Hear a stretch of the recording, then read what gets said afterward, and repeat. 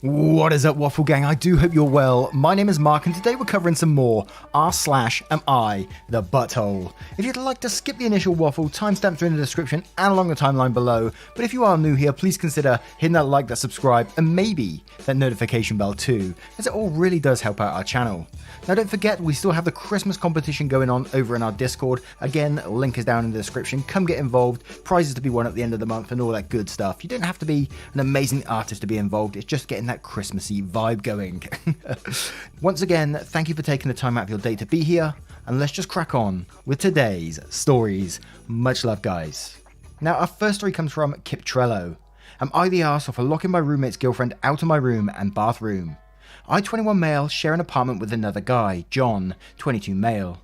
John started bringing his girlfriend Macy around a couple of months ago, which I didn't have a problem with. She'd just stay a couple of nights a week. Problems started happening over a month ago. Macy came to my room once and asked if she could use my bathroom. Apartment has a bathroom in each individual room, because John's is a fucking mess. I've been in there before and I agree. He never cleans it, tub is stained and full of hairs, streaks of piss on the toilet seat, smells like shit, and looks as bad as a men's restroom at a public park. Kinda wish I never let her. After that, whenever she was there, she'd asked if she could use my bathroom, or straight up go when I'm not there. How did I know? I started noticing toilet paper balled up in my trash bin. My ex used to do this too when she would change her tampon, so I knew right away. Then she would literally use my shower when I'm not there, because I also started seeing those long ass hairs stuck on the shower tile. Not only that, I work night shifts, so until late afternoon I'm sleeping in my room. She'd wake me up to ask if she could use the bathroom. After I started saying no, she started sneaking in. I'm a heavy sleeper, but a couple of times I did catch her and she apologised, but it's because she can't stand using John's bathroom. I tell her to tell him to clean it and problem solved, but she says he promises he will, then never does. I'm already irritated with this and don't want to continue going in my bathroom, so I went and got a lock for my room. A few days ago, John was pissed with me. Turns out while I was sleeping, she kept knocking on my door, trying to go in, but the lock kept her out. Anyway, she needed to pee really bad and John was already using the bathroom and had the runs. So yeah, I guess she was banging on my door, but I couldn't hear because I was knocked out and also had my headphones on. She ended up having a small accident because she couldn't hold it any longer. Because of that, she got mad at John, so now he's mad at me. I told him why I got the lock, and I don't want his girl coming into my room whenever she wants to use the bathroom. It's weird, and she leaves her own mess too. Still thinks I was a dick for getting a lock in the first place, and doesn't think it's such a big deal for her to use the bathroom because it's not like she snoops in my room. I mean, I don't know, sometimes I'm not there. Also dramatic according to him, to go through all that trouble. Macy has given me the side eye whenever she's there now and says I didn't have to be like that with her. So yeah, I didn't mean for her to have an accident. Don't think I'm overdoing it by getting a lock when I kind of feel I didn't have any other option. I wasn't the arsehole here though, was I? Because they sure as hell are acting like I am. She's invading your personal space. I mean, you was kind enough to let her do it the first time. I'm not sure if I would have let her do it the first time because you know they're going to take liberties after. If John wasn't cleaning his bathroom up to that point, why is he going to suddenly do it now? Now you're letting his girlfriend come into your bathroom. He has no need to. And you know, the way that he was describing the bathroom in the story, I could almost smell it. And, you know, if they got that much of a problem with it, just clean their fucking bathroom. It's that simple, really, isn't it? So not the arsehole whatsoever in this situation. I don't blame you for what you did. But Daylight617 says, not the arsehole, seriously. Is your friend a goblin?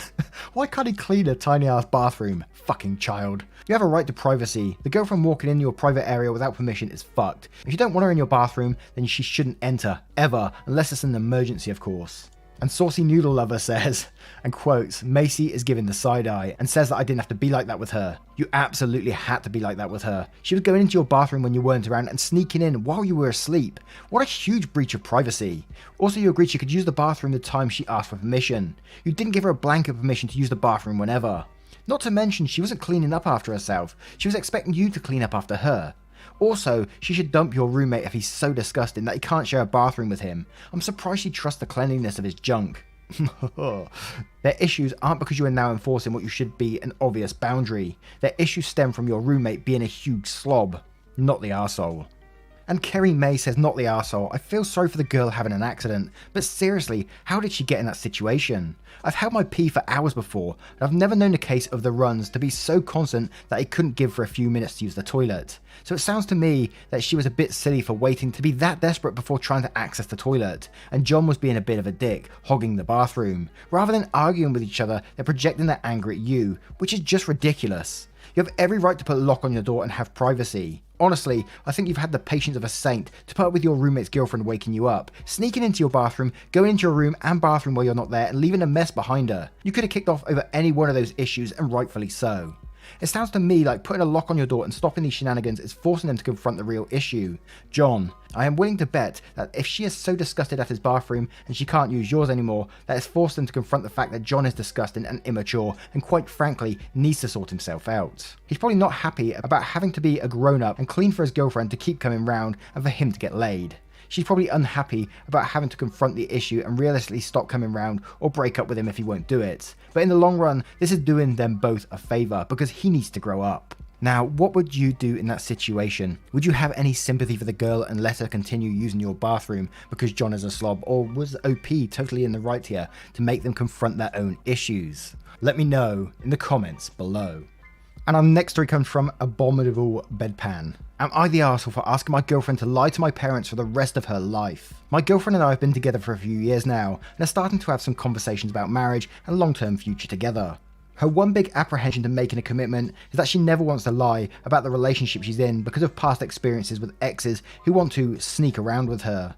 The trouble is that my parents are very religious and have unrelenting views on things like alcohol consumption, premarital sex, premarital cohabitation, and other things of that nature. My girlfriend and I haven't lived particularly promiscuous or drug-heavy lives, but we do enjoy the occasional drink and have slept with each other and previous partners. Although my parents are genuinely decent people in most respects, I am almost positive that they would cut contact and end our relationship if they found out about those activities. I've talked about the issues with them in the abstract before. They know that I don't think those things are necessarily bad, but I've come to accept that they will never change their minds. To me, keeping these details a secret is no big deal. My parents, or anyone's for that matter, don't need to know about their adult child's sex life. Neither my girlfriend nor I are heavy drinkers or involved in the alcohol industry, so hiding a booze cabinet when they come over isn't really hiding our identities or pretending to be people that we are not. It may be an inconvenience, but to me, it's well not worth than losing my family completely. But my girlfriend sees doing this as me making her hide who she is as a person. She doesn't want to feel like she has to filter herself in front of my parents and lie to them if they ask about her past, or about things we've done together. Going on vacation and staying in the same hotel, for example. She says lying to my parents is letting them control our lives, and that's inappropriate for me to ask her to conform to their draconian expectations. Am I the arsehole, or is my ask reasonable given the circumstances?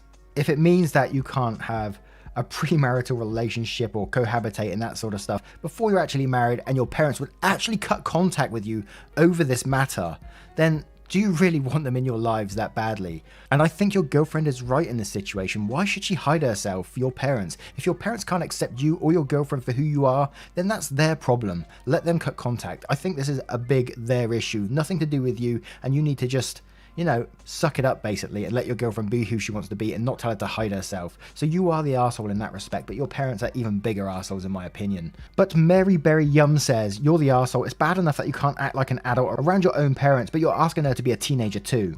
What are you going to do when you have kids of your own? Teach them to lie too? I don't think you thought this through properly. BeckDog19 says, and quotes, although my parents are genuinely decent people in most respects, I am almost positive that they would cut contact and end our relationship if they found out about those activities. And then says, these two statements are not compatible. If your parents would cut contact over something so minor, they're not good or decent people. You're the arsehole for thinking this is even slightly possible or reasonable. And Ashes B77 says you're the arsehole and it wouldn't work anyway. One slip 5 years down the road telling the story and it's out anyway. And Not Really Me says you're the arsehole. If your parents' religion demands they cut contact with you over a premarital relationship, their religion is toxic. My family was part of a religion like that growing up. It's not worth living your life according to beliefs you don't share. Now, I'm going to turn this one to you guys. What do you think OP should do in this situation? Do you think it's worth hiding themselves and their girlfriend, hiding who they are? Or do you think that they should just go, no, we're going to be who we want to be, and then you can make a decision from there? Let me know in the comments below. And our next story is from Foul Smell 45. Am I the arsehole for telling my husband that just because his son is deaf, that he doesn't need to be treated special? I, 38 female, have a 14 female daughter from a previous marriage that ended shortly after she was born. My ex-husband and I are still on good terms though, and split 50-50 custody. My current husband, 36 male, is deaf and has 3 sons, 10 male, 8 male and 5 male, which he got full custody of after his wife passed away. His youngest son is also completely deaf. We've been married for 1 year and have dated for 2. My husband is a wonderful father and treats my daughter and his sons amazingly. However, I've noticed several times that my husband treats his son special and often excuses it with his disability. He doesn't let his son outside alone, or if we're at a store, won't let him wander off at all. If all of the kids are playing with the neighbours, then my husband hovers in a way that he doesn't if just the older kids are playing. Several times I've brought this up, but my husband just tells me that he doesn't want his son to get hurt, and even though he's perfectly safe. The tipping point came when I said that being deaf doesn't mean he gets treated different, and my husband got this weird look on his face and just walked away after that. I was talking to my mum on the phone yesterday, and I brought up the argument. She said that I really didn't have much of a say, because I had little experience with deaf people, and that for all I know, he could be doing the right thing. But I'm torn, because I feel like he's coddling his son. Am I the arsehole? So let me just get this right. We're talking about the 5-year-old here. A 5-year-old. And you're talking about this 5-year-old playing outside and this 5-year-old wandering off in a store by himself, being deaf too. He's 5 years fucking old, man. Are you kidding me? And I will totally disagree with anyone who says it's totally normal for a 5-year-old to wander off in a store by themselves, even if they can hear well. But I think it's even worse if the child is deaf. I mean, they can't hear you when you're calling out for one, so if they can easily get lost. So in no way, shape or form do I think this father is coddling their son. I think they're just looking after him, just like any normal parent with a 5-year-old. Wow, yes, you're the arsehole in this situation. In my opinion, of course. But Fabulous Saute says you're the arsehole. First of all, he's 5. He shouldn't be outside alone or wandering off by himself in the store. He's not 8, he's not 10. He's too young to expect that he'd do the same things as someone twice his age. And second, being deaf will impact how he can do things alone. If he's in a store, he might not hear when someone's behind him. If he gets lost, he won't hear you calling his name. There are ways he can learn to notice things instead of hearing him, but he has to learn. Those things will take time, and the best way for him to learn them is to see his deaf dad doing them. Nebula Solar says, you think it's weird to not let a 5-year-old child wander off alone at the store? Really? Dales Cooper's wife says, you're the arsehole for thinking a 5-year-old should wander around alone at a store, and a deaf child at that. Good grief, where's your common sense? Glittering Joke says, I have a 5-year-old and I don't let her go out alone or wander off in stores alone either. She's not deaf, she's 5. And Queen Mum says, you're the arsehole, your stepson isn't just deaf, he's also only 5 years old. He shouldn't be wandering in the store on his own or playing outside on his own. Beside the fact that he is too young and could easily get lost in a store or hurt outside by any number of things depending on where you live. He's also deaf and doesn't have the ability to hear dangers around him. I'm sure as he gets older, he will use his other senses or hearing aids or whatever resources he has to react and or interact with the world around him. However, even a hearing child might not understand that the toy that caught his eye is too far away from him to just wander off to look at it, or that barking dog isn't friendly, or the car engine is very close and might not see him in time if he runs in the street. These are all things that every child needs to learn, but at 5 still doesn't grasp well enough. Your host and is doing his job, protecting his child. Now, what do you guys think of this story? I'm glad it wasn't just me. I was expecting some comment to say, oh yeah, 5 is perfectly normal to be wandering around. I was like, what? It's a crazy world out there. But what do you guys think of this story? Let me know in the comments below. And our next story is from Am I the Arsehole Dig? Am I the arsehole for not wanting to pay someone $500 to dig a big hole in my yard? I bought a house a few years back and every year I've had to have my sewer line snaked because it backs up. I've been quoted anywhere from $2,000 to $3,500 to have the line dug up and replaced. After the most recent backup, my dad, who works in a construction trade, told me he has a friend with the necessary equipment to dig up and replace the line, and he would do it for $650 plus materials. The confusing thing about this is I live on a corner, and nobody seems to know which direction my sewer line runs. I had one plumber come and use a camera and he marked an X outside my house that was supposed to be directly above where the camera was while it was in my line, indicating my sewer line makes a 90-degree turn as soon as it comes out of the side of my house then up towards the front. I don't know anything about any of this stuff, so I deferred to my dad and his friends who do this kind of work for a living. Today my dad's friend comes with a backhoe and dug where the previous plumber marked, and they found nothing. Clearly, instead of making a 90-degree turn, my line goes straight out the side, so I said, why don't you just dig here then? But then they said they didn't have the time and they would have to come back in the spring, since it'd be too cold to dig soon. They expected the completed job to take about 5 hours, but they were here for about half of that. When I asked him how much I owed, the guy said $525 and I was stunned. Basically $525 to dig and fill a hole for 2.5 hours, and then I'll have to pay another $650 if they come and do the actual work next year.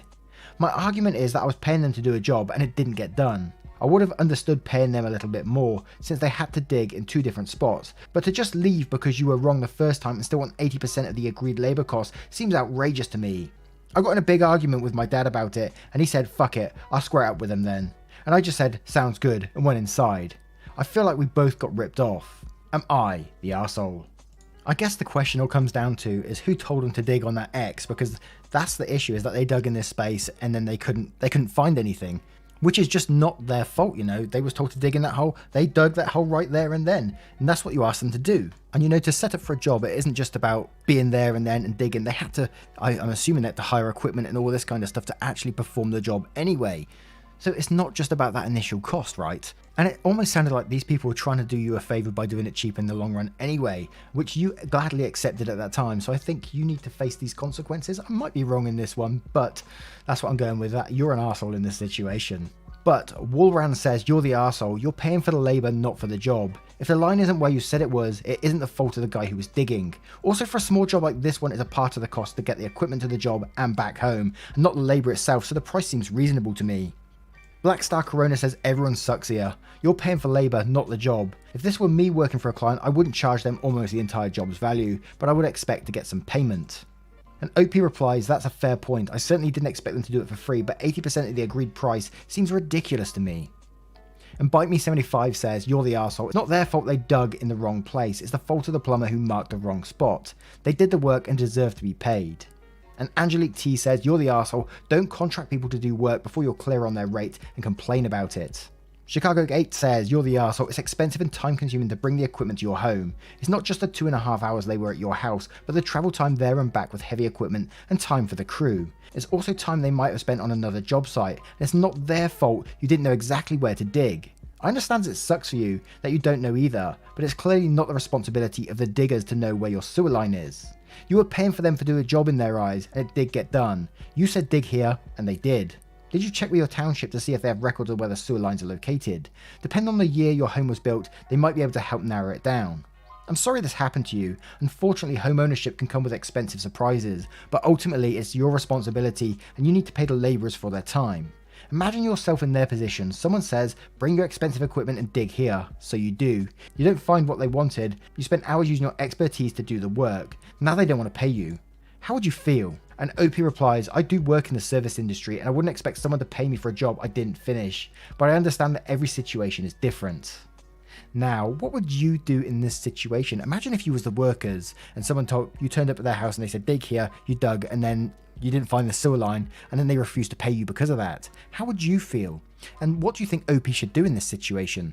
Let me know in the comments below. Once again, guys, thank you for being here today. I hope you've been enjoying the stories just recently. That last one was a bit of a different one that I hadn't seen one like that before on that Am I the Arsehole subreddit. And I do enjoy a different one, but let me know what you guys think. As always, if you want to support the channel, we have the join button down below for YouTube membership, and we also have a link onto Patreon where you can join over there too. All options are open and they're totally optional. Never feel pressure to do so. We're in troubled times right now, so always look after yourself first, please. Absolutely. And with that being said, thank you for being here today, guys. It's really, really appreciated. The time out of your day is so important, and for you to dedicate it to this channel is amazing of you. And don't forget that. So thank you so much, and I will see you in the next one. Take care, guys. Much love.